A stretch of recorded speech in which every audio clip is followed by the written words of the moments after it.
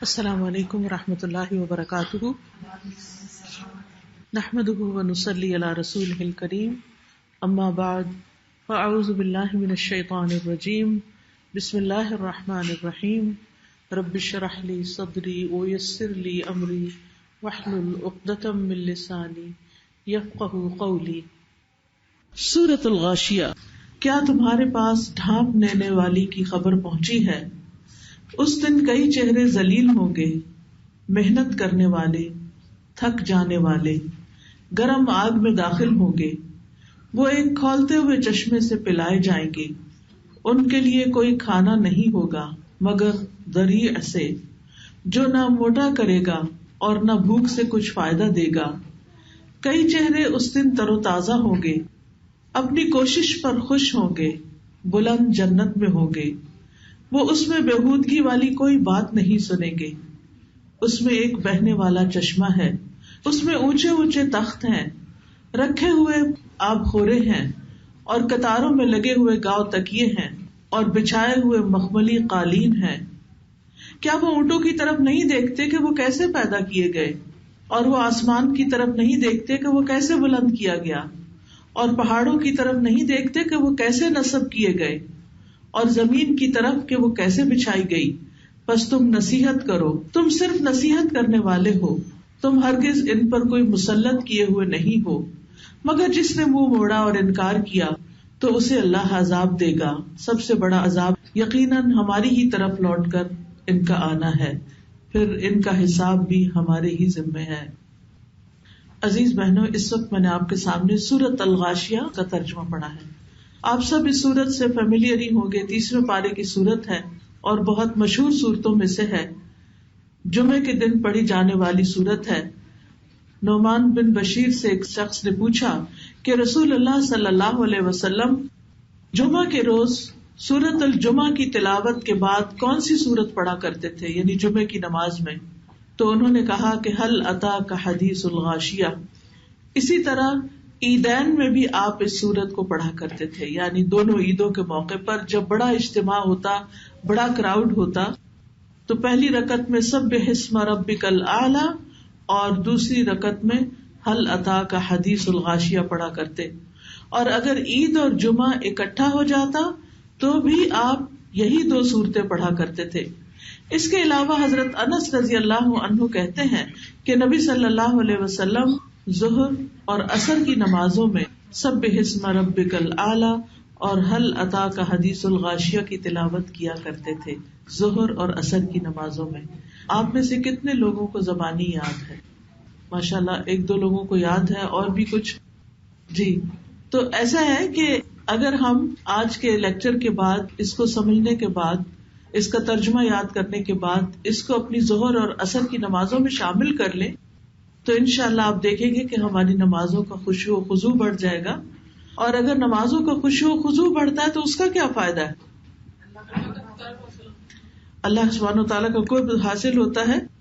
اسی طرح یہ بھی ہے کہ قرآن مجید میں آتا ہے قد افلح المؤمنون الذین هم فی صلاتهم خاشعون، کہ یقیناً کامیاب ہو گئے، فلاح پا گئے، پار لگ گئے وہ مومن جو اپنی نمازوں میں خشوع اختیار کرتے ہیں۔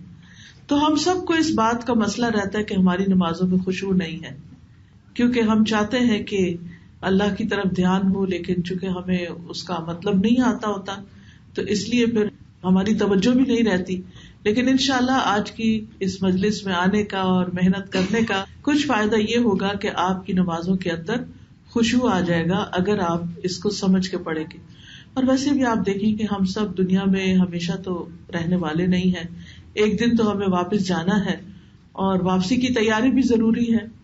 انسان جوان ہو یا بوڑھا ہو، موت کا وقت تو کسی کو بھی نہیں پتا۔ اور آج کل تو آپ دیکھیں کہ جتنے حادثے ہو جاتے ہیں، چاہے وہ گھروں کے اندر ہوں یا باہر، حادثوں سے بڑی مراد کہ طرح طرح کی ایسی بیماریاں کہ جو انسانوں کو اپنے گھیرے میں لے لیتی ہیں، کارڈیاک اریسٹ ہو گیا اور اسی طرح کی چیزیں، اچانک سٹروکس ہو جاتے ہیں، بیٹھے بٹھائے انسان دنیا سے منہ موڑ لیتے ہیں۔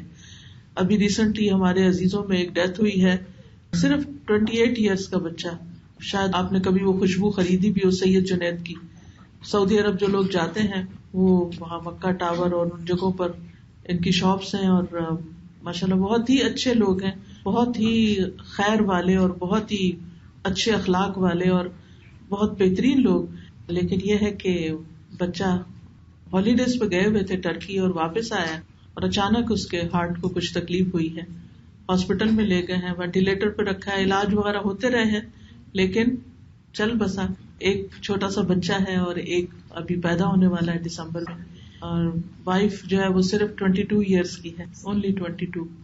تو کوئی سوچ بھی نہیں سکتا تھا کہ اتنی ینگ ایج میں اچانک، یعنی خوشیوں میں کہتے ہیں کہ اس سے پہلے یعنی ان کی ویڈنگ اینیورسری تھی اور وہ اسی لیے گئے ہوئے بھی تھے اور خوب انجوائے کیا اور خوش ہوئے اور بیٹھے بٹھائے دنیا سے چلے گئے. تو انسان کچھ بھی نہیں کہہ سکتا کہ اس کے ساتھ کس وقت کیا ہو جائے. نہ ڈاکٹرز بچا سکتے ہیں، نہ پھر کوئی دم درود، نہ کوئی ہماری دعائیں، کوئی بھی چیز کام نہیں آتی. بس اللہ نے ہر ایک کے لیے ایک زندگی لکھی ہے. ہمیں نہیں پتا ہماری زندگی کتنی ہے. ہم دنیا میں جتنے بھی اچھے گھر بنا لیں، ہماری جاب جتنی بھی اچھی ہو جائیں، ہماری ڈگریاں جتنی بھی بڑی ہو جائیں، کوئی چیز ہمیں واپس جانے سے روک نہیں سکتی. جب وعدے کا وقت آ جائے گا تو جانا ہی پڑے گا. تو عقل مند وہ ہے کہ جو اس دنیا میں رہتے ہوئے اپنی آخرت کی تیاری کرتا ہے. تو ہمیں اس کی تیاری ساتھ ساتھ رکھنی ہے. تیاری کرنے کے لیے سب سے پہلے ہمارے پاس معلومات ہونی چاہیے کہ وہ جہان ہے کیسا اور اس دن ہوگا کیا جب ہم اللہ کے حضور پیش ہوں گے. کچھ باتیں تو ہم نے اپنے بڑوں سے سن رکھی ہوتی ہیں، لیکن کچھ باتیں سنی سنائی ہی ہوتی ہیں. اصل یقینی اور حقیقی علم جو ہے وہ قرآن کا علم ہے. تو اس لیے قرآن کو پڑھنا، قرآن کو سمجھنا، قرآن کی مجلسوں میں حاضر ہونا، اس کے لیے وقت نکالنا، اس کے لیے ایک پکا ارادہ انسان کر لے کہ یہ تو میں نے کرنا ہی کرنا ہے اور اپنے لیے کرنا ہے، کسی اور پر تو احسان ہی نہیں. تو اس صورت میں آپ دیکھ رہے ہیں کہ اللہ سبحانہ وتعالیٰ قیامت کے احوال کے بارے میں اور اس کی مصیبت خیز ہولناکیوں کے بارے میں بیان کر رہے ہیں. قیامت تمام مخلوق کو ڈھانپ لے گی. الغاشیہ کا مطلب ہی کیا ہے؟ ڈھانپ لینے والی، یعنی ہر ایک پہ چھا جائے گی.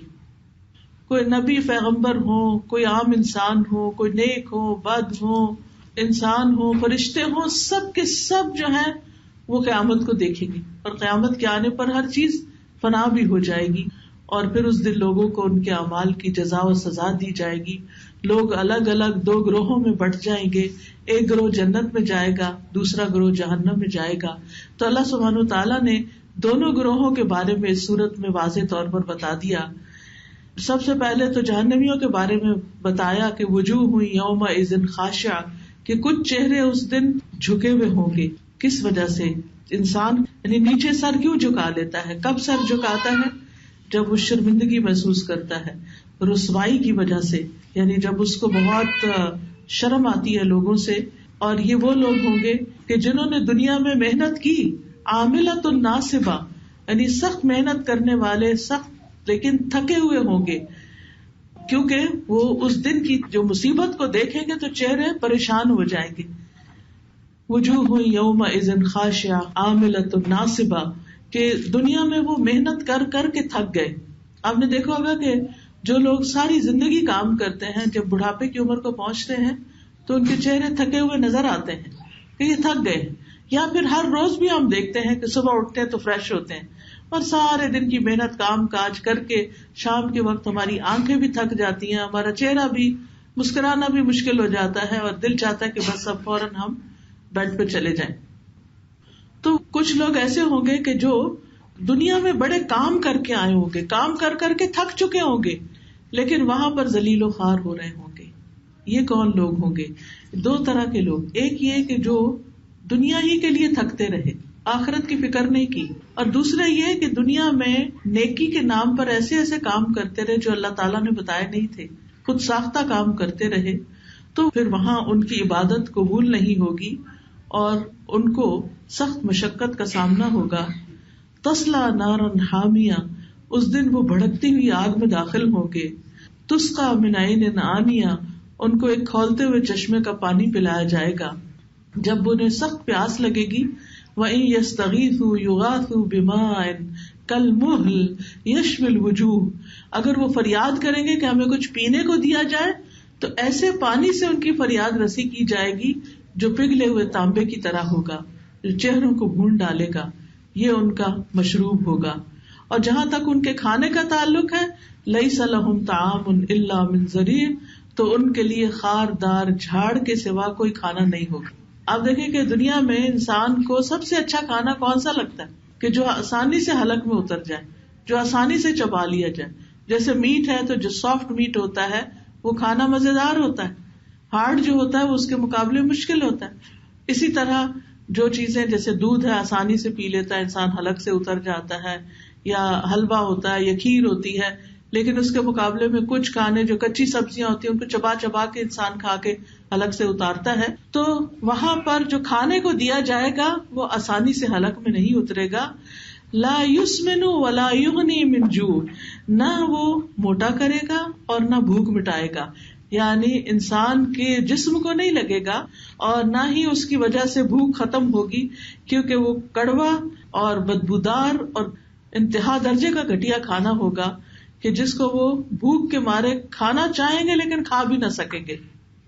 اس کے برعکس دوسرا گروہ جو ہے جو دنیا میں اللہ سے ڈرتے ہوئے زندگی بسر کرتا ہے، ایمان کے ساتھ، عمل صالح کے ساتھ، ان کے بارے میں فرمایا وجوہ یومئذ ناعمہ، کچھ چہرے تر و تازہ ہوں گے، یعنی ان پر نعمتوں کی تازگی نظر آئے گی، ان کے بدن تر و تازہ ہوں گے، ان کے چہرے نور سے چمک دمک رہے ہوں گے، وہ انتہائی خوش ہوں گے.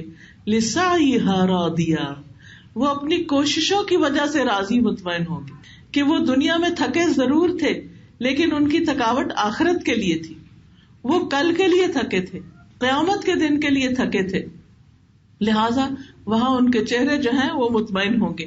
بالکل اس شخص کی طرح جس نے اچھی طرح امتحان کی تیاری کی ہو تو کمرہ امتحان میں جب پیپر سامنے آتا ہے تو وہ دیکھ کے مسکرا پڑتا ہے کہ یہ تو سارا ہی مجھے آتا ہے. اس بچے کے برعکس جس نے کھیل میں وقت ضائع کیا ہو اور وہ دیکھتا ہے پرچے کو تو سوچتا ہے کہ اوہ میں نے تو یہ پڑھا ہی نہیں، اب میرا کیا بنے گا، اب تو فیل ہونا ہی لازمی ہے. تو نیک اعمال کرنے والے لوگ جو ہیں ان کے نیک اعمال کا بدلہ کئی گنا بڑھا کر ان کو دیا جائے گا، جس کی وجہ سے وہ وہاں پر خوش اور مطمئن ہوں گے. فی جنت عالیہ، بلند جنتوں میں ہوں گے. اعلیٰ علیین میں ان کا مقام ہوگا، بالا خانے ان کو عطا ہوں گے جہاں نعمتوں کی انتہا ہوگی. کوئی بھی چیز جو وہ مانگیں گے وہ ان کو دے دی جائے گی. قطوفہا دانیہ، جس کے پھل جھکے ہوئے ہوں گے، یعنی ان کے ہاتھوں کی پہنچ میں ہوں گے. دنیا میں کیا ہوتا ہے، اچھے اچھے جو پھل ہوتے ہیں بعض اوقات بہت اونچے جا کے لگتے ہیں، مثلا کھجورے ہیں، عمدہ قسم کی کھجورے، لیکن آپ ہاتھ بڑھا کے نہیں توڑ سکتے.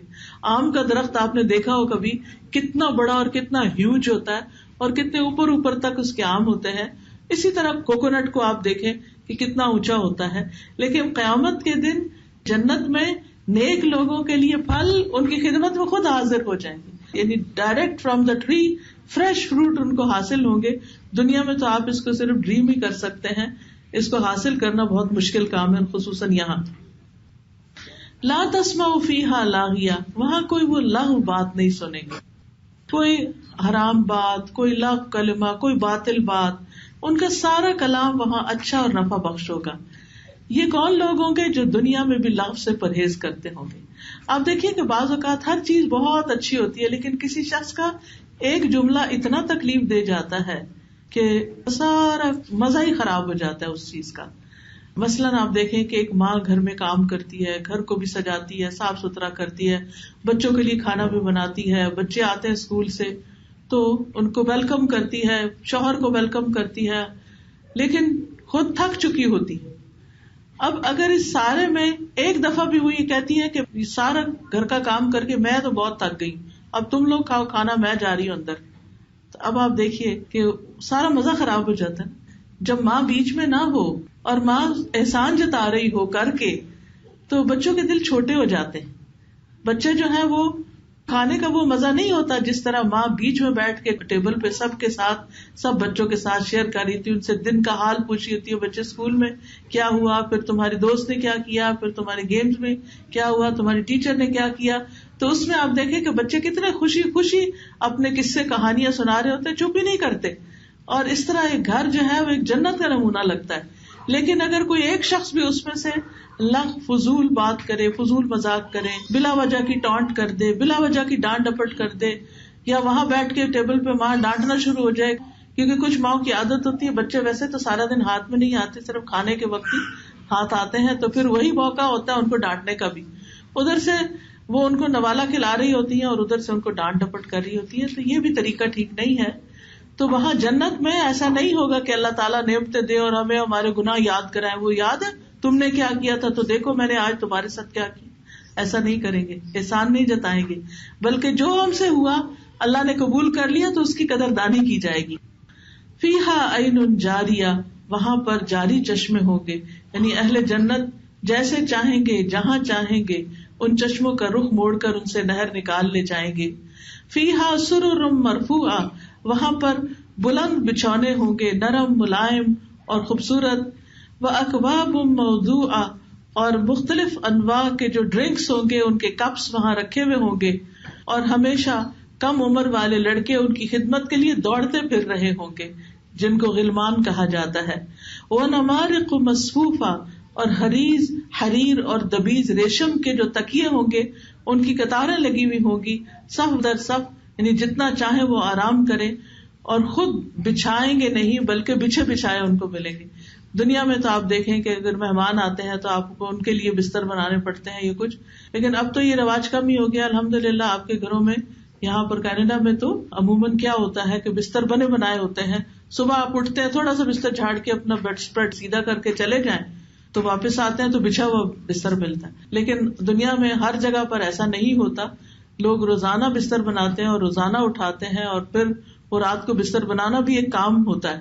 تو یہاں پر نمارق مصفوفہ, پہلے سے ہی وہ تیار شدہ ہوں گے.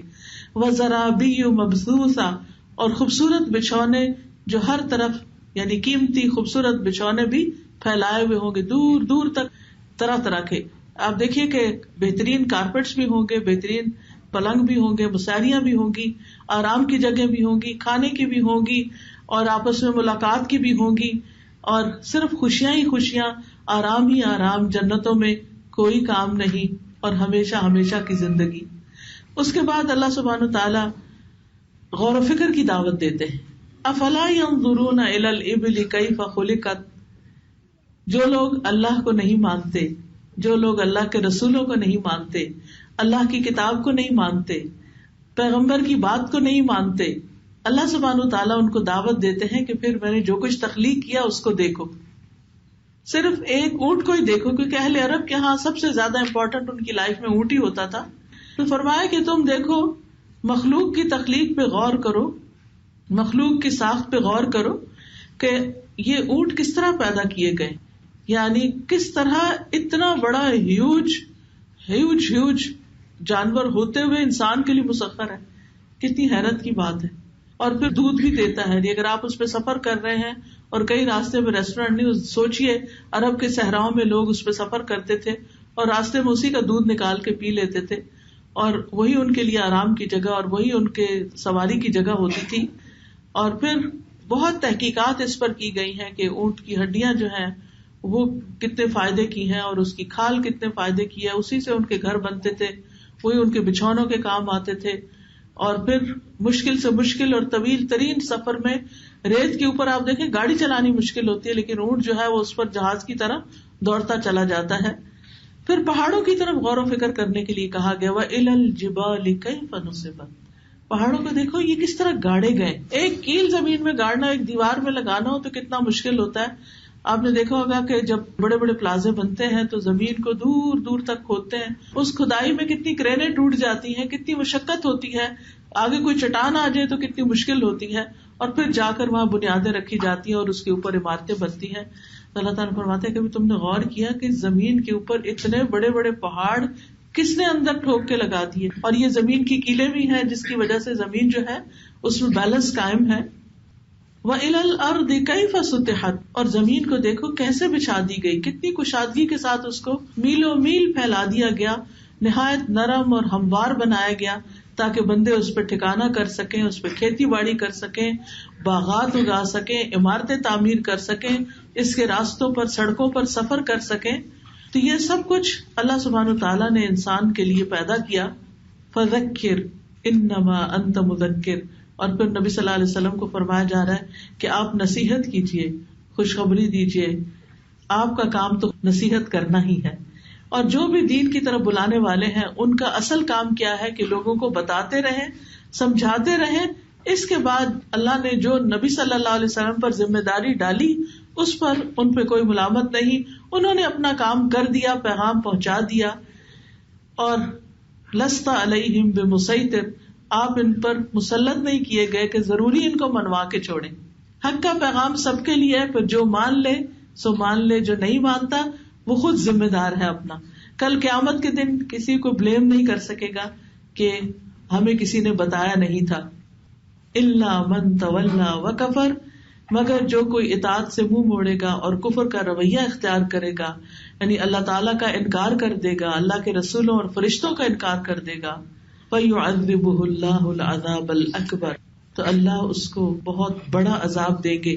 العذاب الاکبر، آپ دیکھیے کہ العذاب الاکبر جو ہے نا وہ آگ کا عذاب ہے.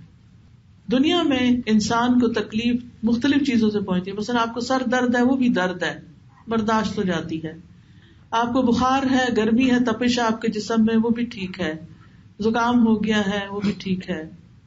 کوئی اور بیماری ہے، یا پھر دھوپ ہے، یا سخت گرمی ہے، یا برف ہے، سخت ٹھنڈک ہے. طرح طرح کی چیزیں انسان کو تکلیف دیتی ہیں، یا کوئی چیز اوپر آ گری ہے، کوئی چوٹ لگ گئی ہے، کسی نے مارا ہے.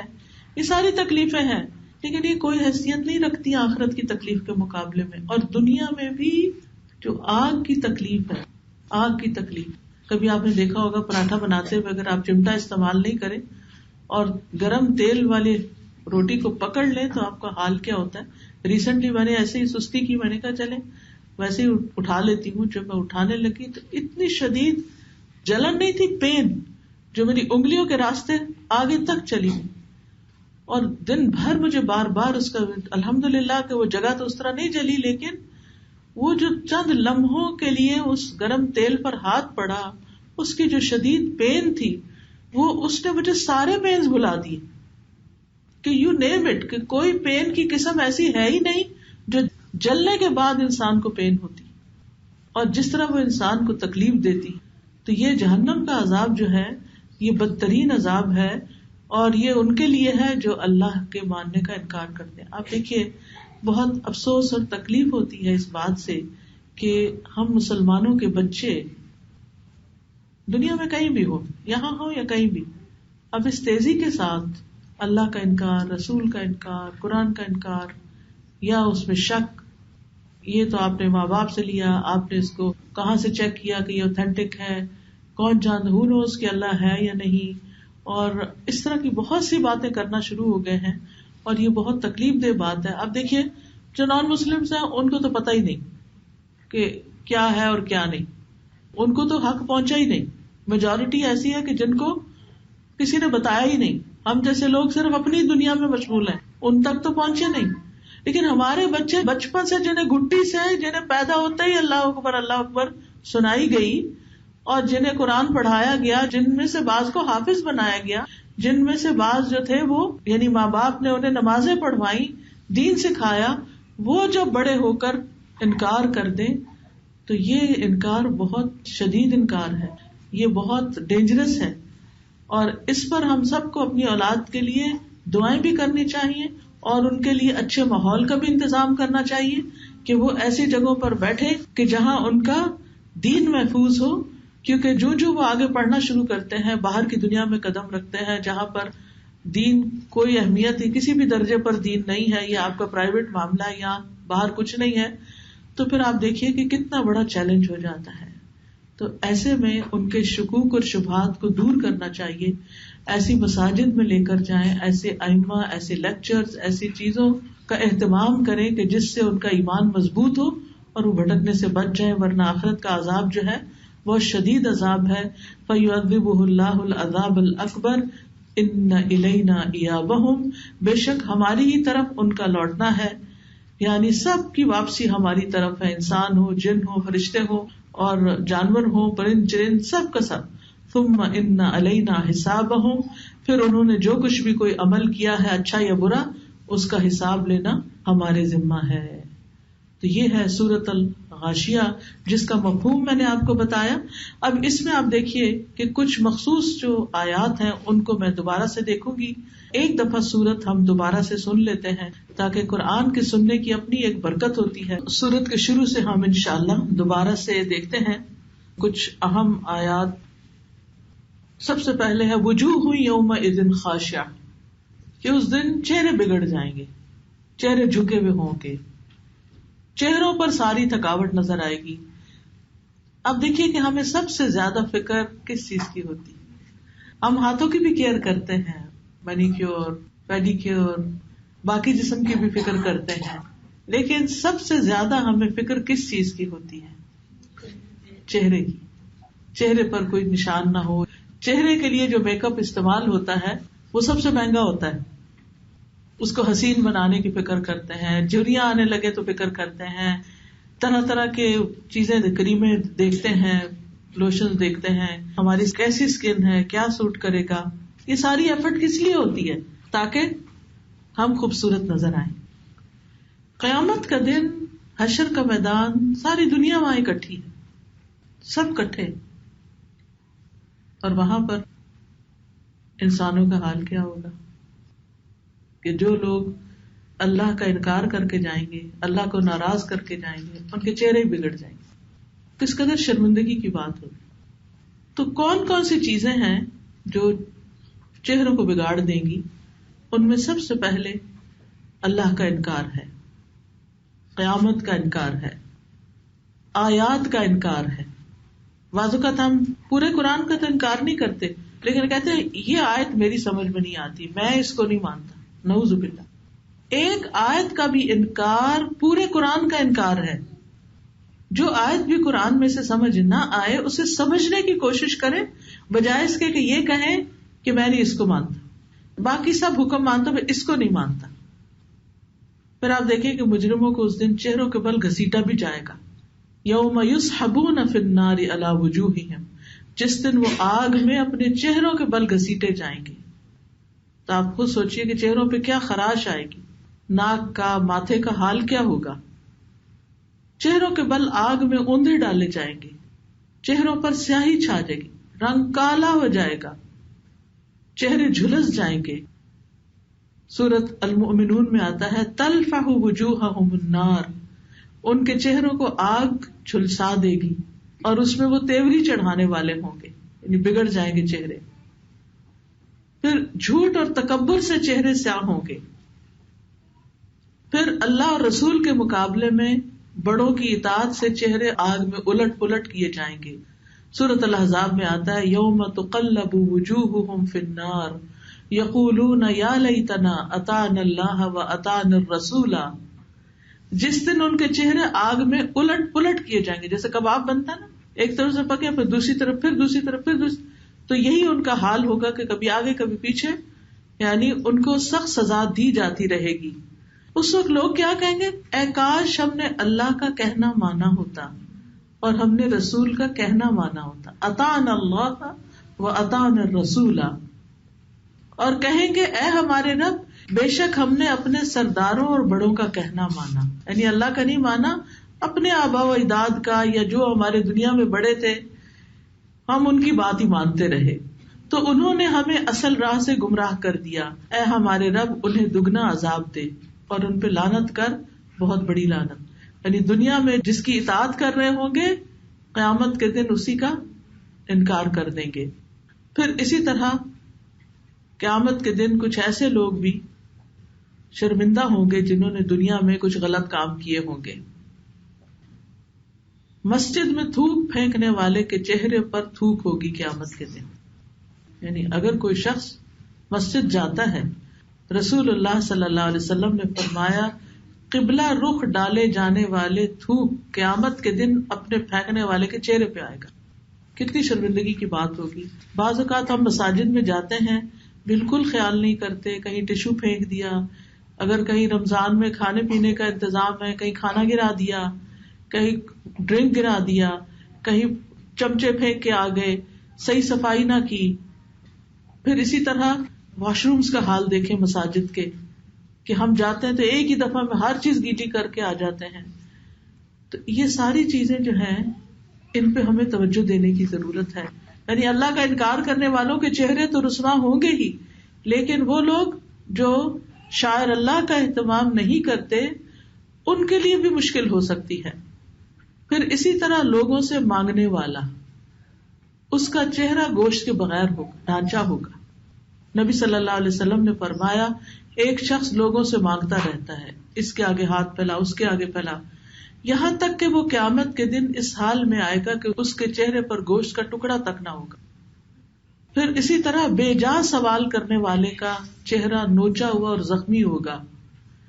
نبی صلی اللہ علیہ وسلم نے فرمایا جس نے محتاج نہ ہونے کے باوجود سوال کیا تو قیامت کے روز اس کا سوال چہرے پر خراش اور زخم کی صورت میں اور نوچے ہوئے چہرے کی کیفیت میں ظاہر ہوگا. یعنی اس کے پاس ہے لیکن پھر بھی وہ بھکاری بنا ہوا ہے. عرض کیا گیا اللہ کے رسول محتاج نہ ہونے کی حد کیا ہے؟ فرمایا 50 درہم یا اس کی قیمت کے برابر سونا. یعنی جس کے پاس اتنا مال ہے تو وہ اگر لوگوں کے سامنے جا جا کے مانگتا اور ان کو تنگ کرتا ہے تو یہ بھی قیامت کے دن رسوائی کا باعث ہوگا. اس کے برعکس کچھ چہرے تر و تازہ ہوں گے، فریش ہوں گے، خوش ہوں گے. وہ کون سے ہوں گے؟ جو ایمان لائے اور جنہوں نے نیک عمل کیے.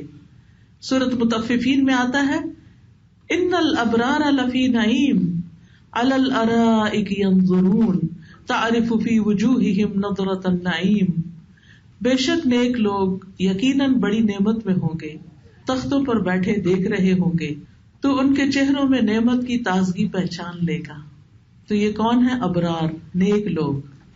چہروں پر رونق ہوگی ان کے. یہ جو چہروں کی تازگی اور رونق ہوتی ہے یہ دنیا میں بھی نظر آ جاتی. غم زدہ شخص کا چہرہ بتاتا ہے کہ اس کو کوئی غم ہے، ڈپریشن والے کا چہرہ بتاتا ہے کہ اس کو کوئی بیماری ہے. پھر اسی طرح جو خوش لوگ ہوتے ہیں ان کے بھی چہرے بتا دیتے ہیں، جو اداس ہوتے ہیں ان کے بھی چہرے بتا دیتے ہیں، جو نیک کام کرتے ہیں ان کے بھی چہرے بتا دیتے ہیں، اور جو برے کام کرتے ہیں ان کے چہرے بھی بتا دیتے ہیں. تو قیافہ شناسی جسے کہتے ہیں، دنیا میں بھی چہرے جو ہیں انسان کے اعمال کے عکاس ہوتے ہیں اور قیامت کے دن تو ہو ہی گے. پھر اسی طرح دنیا میں احسان کرنا، نیکی کرنا، للذین احسنوا الحسنى وزیادہ ولا يرهق وجوہہم قتر ولا ذلہ. جن لوگوں نے نیکی کی ان کے لیے نہایت اچھا بدلہ اور زیادہ بھی ہے. یعنی اللہ کا دیدار کریں گے، اللہ کا چہرہ دیکھیں گے. ان کے چہروں کو نہ کوئی سیاہی ڈھانپے گی نہ کوئی ذلت. یعنی ان کے چہروں پر نہ سیاہی ہوگی نہ ذلیل ہوں گے وہ. پھر اسی طرح سنت پر عمل کرنے والوں کے چہرے روشن ہوں گے. اللہ تعالیٰ فرماتے ہیں یوم تبیض وجوہ وتسود وجوہ. اس دن کچھ چہرے سفید ہوں گے اور کچھ چہرے سیاہ ہوں گے.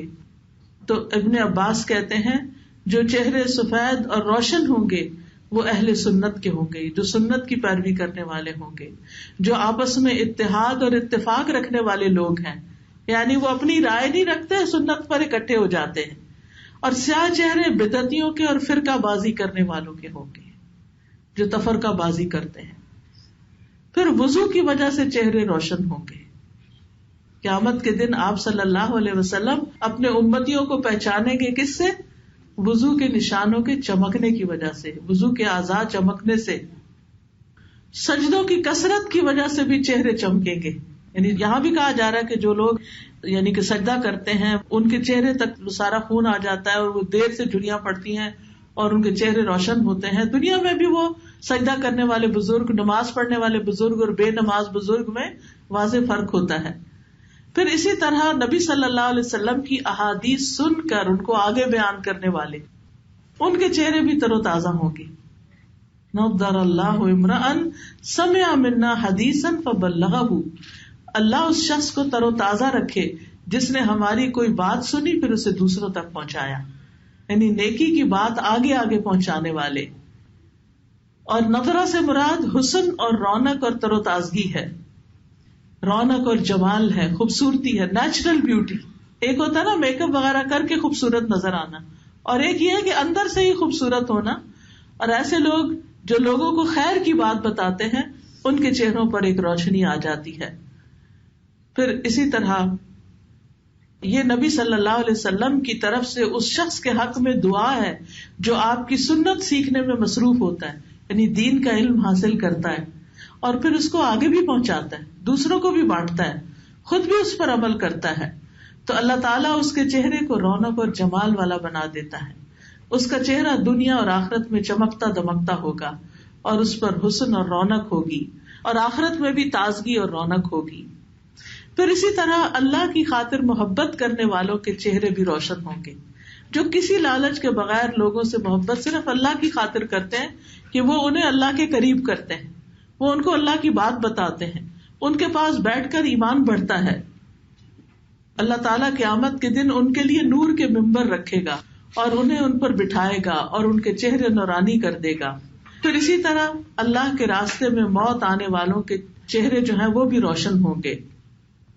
پھر اسی طرح چہرہ جو ہے تمام جذبات کا اظہار کرتا ہے، خوشی کا اثر چہرے پر آتا ہے. نبی صلی اللہ علیہ وسلم جب خوش ہوتے تھے تو آپ کا چہرہ جو تھا وہ چاند کا ٹکڑا معلوم ہوتا تھا، اتنا خوبصورت ہو جاتا تھا.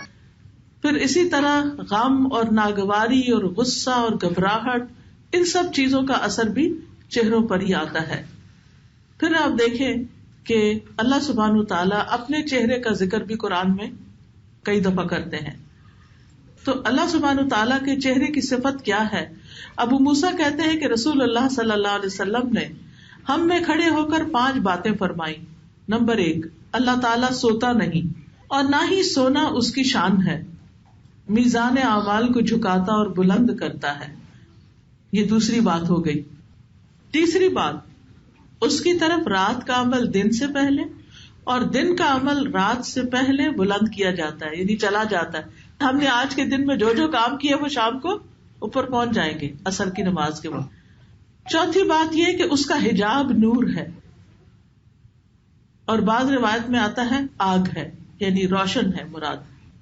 اگر وہ اسے کھول دے تو اس کے چہرے کی شعاعیں جہاں تک اس کی نگاہیں پہنچتی ہیں مخلوق کو جلا کے رکھ دیں.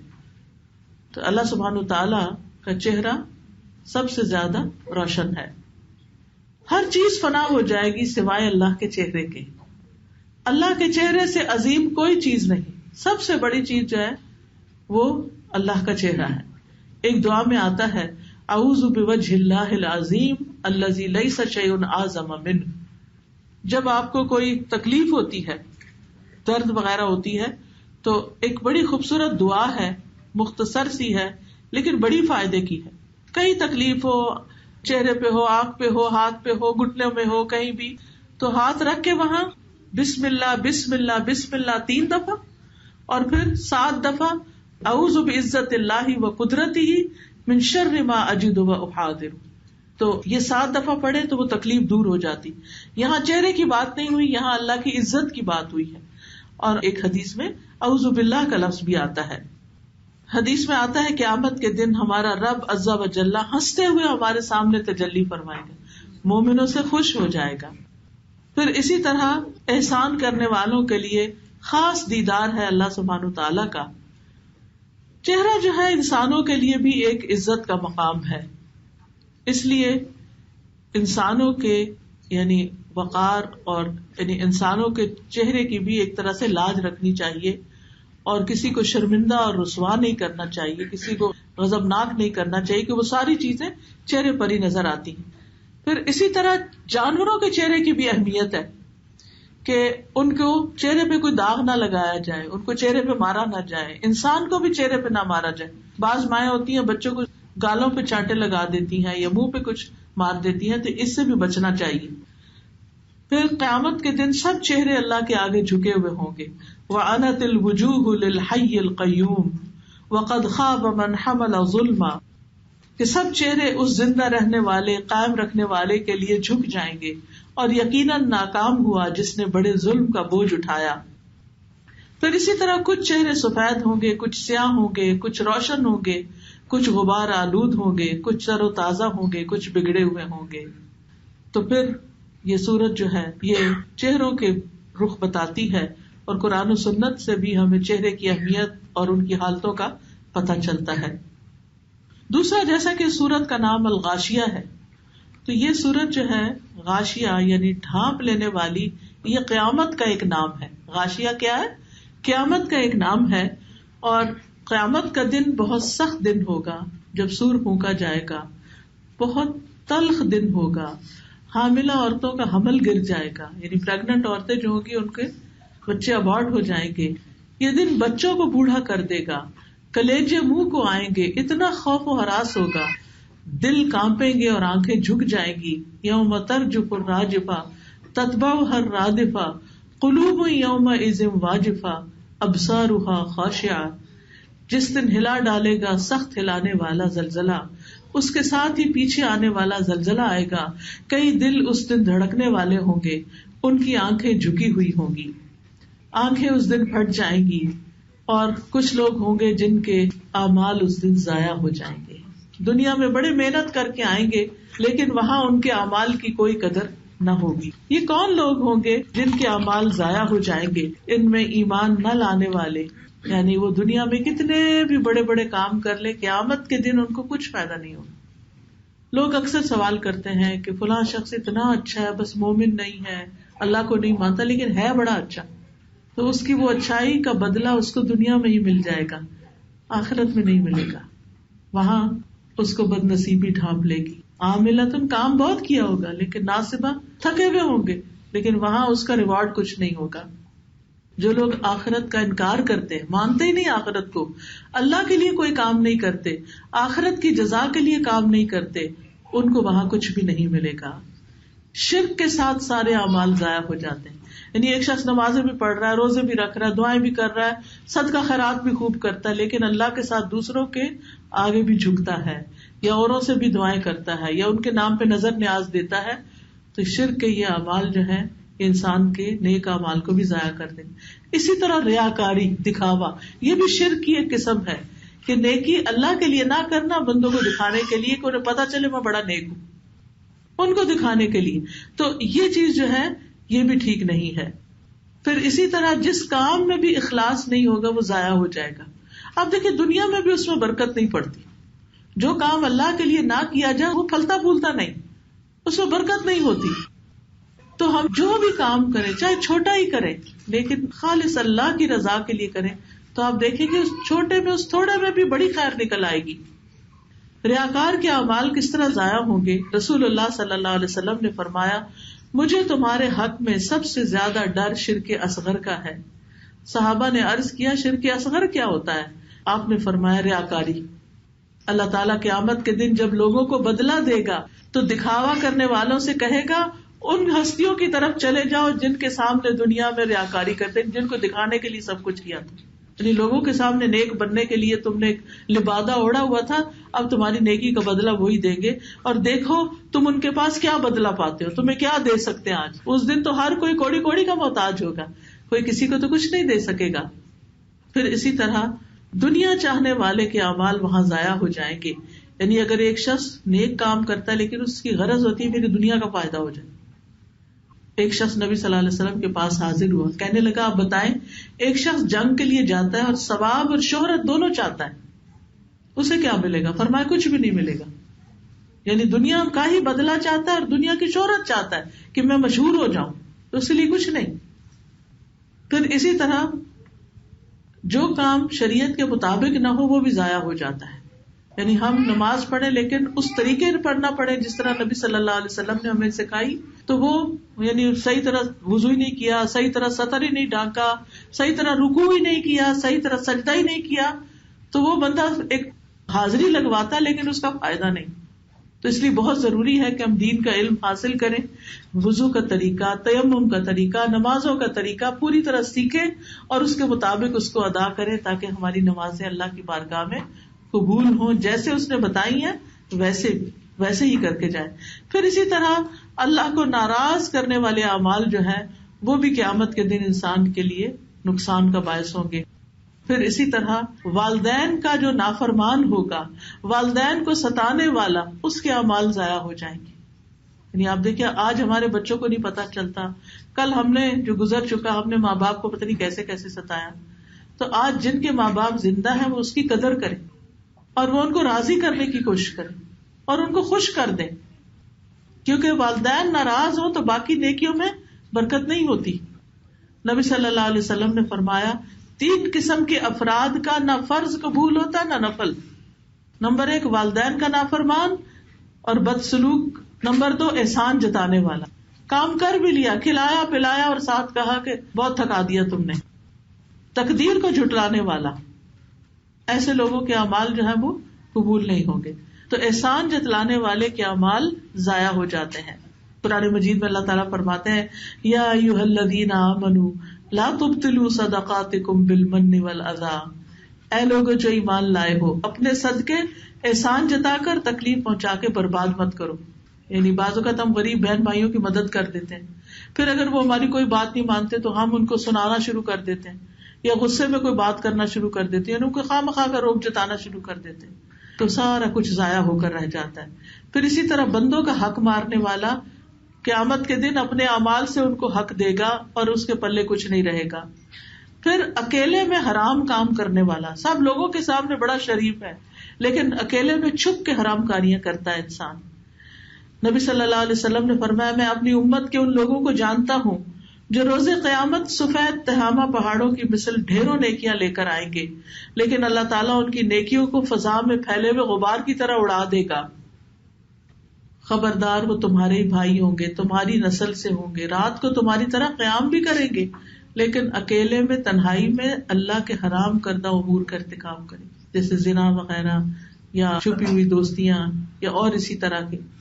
پھر اسی طرح ایک برا جملہ انسان کی زندگی بھر کی نیکی ضائع کر دیتا ہے. بعض اوقات ایک شخص نے کہا اللہ فلاں کو تو معافی نہیں کرے گا، بڑا نیک آدمی تو خود، دوسرے کے لیے کہا یہ اس کو معافی نہیں ہونی. اللہ تعالیٰ نے فرمایا یہ کون آدمی ہے جو میرے بارے میں قسم کھاتا کہ میں اس کی مغفرت نہیں کروں گا. میں نے اس کو تو معاف کر دیا اور تیرے اعمال ضائع کر دیے. کیونکہ بعض اوقات ہم نیکی کرتے ہیں نا تو ہمیں بڑا زوم ہو جاتا ہے کہ ہم نیک ہیں اور دوسرے سارے لوگ بڑے گناہگار ہیں. یہ تکبر بھی نہیں انسان کے اندر آنا چاہیے. ہمیں نہیں پتا کہ ان کے چھپے ہوئے کون سے نیک اعمال جو ہیں وہ ان کو فائدہ دے جائے. تو اس لیے زبان کو بھی احتیاط سے استعمال کرنا چاہیے، لوگوں کے دل نہیں دکھانے چاہیے، لوگوں کے ساتھ احسن طریقے سے پیش آنا چاہیے. کہیں ایسا نہ ہو کہ وہ ہرٹ ہو، ان کے دل دکھے اور ان کے اندر سے کوئی بد دعا نکلے جو تباہی کر کے رکھ دے. تو اس لیے سنبھل کے معاملے کرنا بڑا ضروری ہے. پھر اسی طرح یہ ایک اور آیت تسلا نارن حامیہ، جہنم کی آگ کی شدت کی بات کی گئی ہے کہ وہ بھڑکتی ہوئی آگ ہے. قرآن مجید سے پتہ چلتا ہے کہ وہ چہروں کو جھلس دے گی، چہرے کی کھال ادھیڑ دے گی. اور دنیا کی آگ تو جہنم کی آگ کا 70واں حصہ ہے. وہ دنیا کی آگ سے 69 ٹائمز زیادہ ہیٹ والی. سوچئے دور سے ہی اس کی ہیٹ کتنی زیادہ آ رہی ہوگی. اور پھر جہنمیوں کے کھانے پینے کے بارے میں بھی قرآن میں اور آیتوں میں بھی آتا ہے، پگھلے ہوئے تانبے جیسا پانی دیا جائے گا، گرم پانی اور بہتی ہوئی پیپ پلائی جائے گی. لیکن نیک لوگ جو ہوں گے وہ اپنی کوششوں پر راضی ہوں گے، خوش ہوں گے. یہ راضی کیسے ہوں گے؟ کیونکہ دنیا میں انہوں نے اللہ کو راضی کر دیا، وہ اللہ کے فیصلوں پہ راضی ہو گئے. کس طرح؟ مثلاً اگر کوئی فوت ہو جاتا ہے تو ہمارا ریئیکشن کیا ہوتا ہے کہ ابھی تو اس کا وقت نہیں تھا. یہ نہیں کہنا چاہیے، ہمیں نہیں پتا اس کا وقت تھا یا نہیں، اللہ نے اس کو لے لیا. اگر ہم راضی ہو جاتے ہیں تو اللہ بھی ہم سے راضی ہو جاتا ہے. اور پھر جو نیک اعمال کرنے والے ہوں گے وہ اتنے خوش ہوں گے کہ اپنے اعمال سب کو دکھائیں گے. ہاں وہ مقرؤ کتابیہ. پھر جنت کی بلندی اور حسن کے بارے میں بھی ہمیں پتہ چلنا چاہیے. جنت کے 100 درجے ہیں اور ایک درجے کا دوسرے سے اتنا فاصلہ ہے جتنا زمین اور آسمان کے بیچ میں. جیسے ہم یہاں سے آسمان دیکھتے ہیں نا ایسے کر کے اوپر یعنی چاند ہوتا ہے یا سورج ہوتا ہے اوپر، تو اسی طرح جنتیوں کے گھر اوپر ہوں گے. یعنی ایک درجے والا نمبر 1 نمبر 2 کو اتنا اونچا دیکھے گا، نمبر 2 نمبر 3 کو اتنا، اور 100 درجے تک. آپ سوچئے وہ کون خوش قسمت ہوں گے جن کو بلند درجے ملے. یہاں پر کیا فرمایا گیا؟ فی جنت عالیہ، اوپر اوپر اونچی منزلوں پر ہوں گے، بالا خانے ہوں گے. جنت کی وسعت کے بارے میں فرمایا کہ زمین و آسمان کے برابر ہوگی. ایک ایک کا گھر اتنا بڑا. دنیا میں کس کا گھر اتنا ہے کہ کوئی ایک پوری، یعنی کہ بعض فارم ہاؤسز ہوتے ہیں 100 ایکڑ 200 ایکڑ، لیکن وہ بھی کسی ایک شہر کا ایک حصہ ہی ہوتا ہے. اگر گوگل پہ اس کو دیکھے تو ایک ڈاٹ جتنا ہی نظر آ رہا ہوگا. تو جنت جو ہے وہ بہت ہی وسیع ہے. ابن عمر کہتے ہیں کہ رسول اللہ صلی اللہ علیہ وسلم سے پوچھا گیا جنت کس چیز سے بنی ہے؟ فرمایا ایک اینٹ سونے کی، ایک اینٹ چاندی کی. اس کا سیمنٹ کستوری، اس کی مٹی زعفران، اس کے سنگریزے موتی اور یاقوت ہے. کیا خوبصورتی ہوگی اور کیا حسن ہوگا.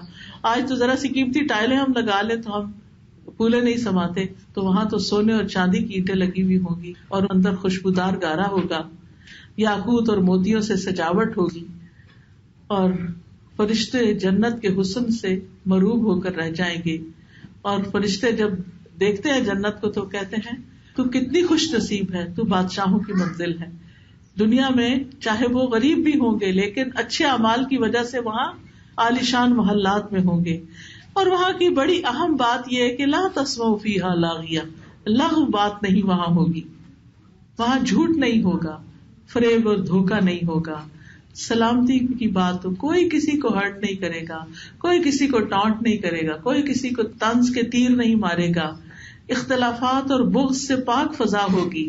سانس میں تسبیحات جاری ہوں گی، یعنی انسان کو تسبیح پڑھنے کے لیے بھی ایفرٹ نہیں کرنی پڑے گی. صبح و شام اللہ کی تسبیح کر رہے ہوں گے. پھر فرمایا فیہا عین جاریہ، جنت میں باغ اور چشمے ہوں گے. مقربین کا چشمہ جو ہے اس میں تسنیم کی ملاوٹ ہوگی اور خاص قسم کا چشمہ ہوگا. فوارے بھی ہوں گے، سلسبیل کا پانی ہوگا. جنت میں آبشاریں بھی ہوں گی، فالز. پھر دودھ، پانی، شہد اور شراب کے سمندر ہوں گے. نہر کوثر بھی ہوگی. خوشبودار پہاڑوں سے نہریں بہیں گی. نہریں زمین کی سطح پر بہ رہی ہوگی. فیہا سرر مرفوعہ، وہاں اونچی نشستیں ہوں گی. سونے اور جواہرات کے بنے ہوئے پلنگ ہوں گے. جنتی اب تختوں پر مزے کر رہے ہوں گے. کوئی کام نہیں کرنا پڑے گا، کوئی تھکاوٹ نہیں ہوگی. جنت کے برتن سونے کے ہوں گے اور وہاں پر شیشے کے ایسے برتن ہوں گے جو چاندی کی قسم کے ہوں گے، یعنی چمکدار.